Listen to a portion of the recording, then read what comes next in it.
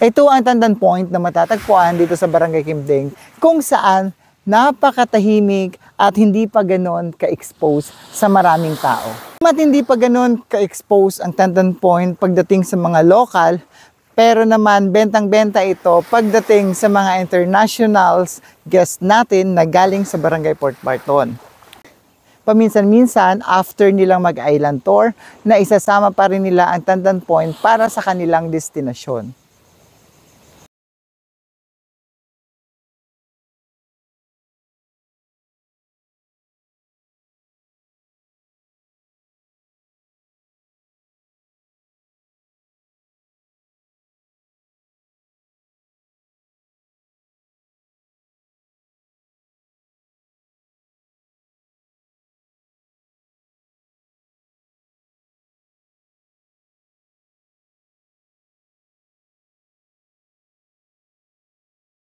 Mga kapanat, maraming salamat po sa patuloy ninyong pagtangkilik at pagsuporta at pag-likes and comments and shares sa mga video natin ginagawa.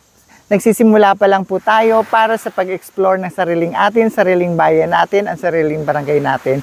And guys, please support talaga. Maraming salamat sa inyo. At pipilitin ko pong ipagpatuloy na mag-explore ng mga lugar natin para po makita natin kung gaano kaganda ang sariling atin. Salamat! Bye!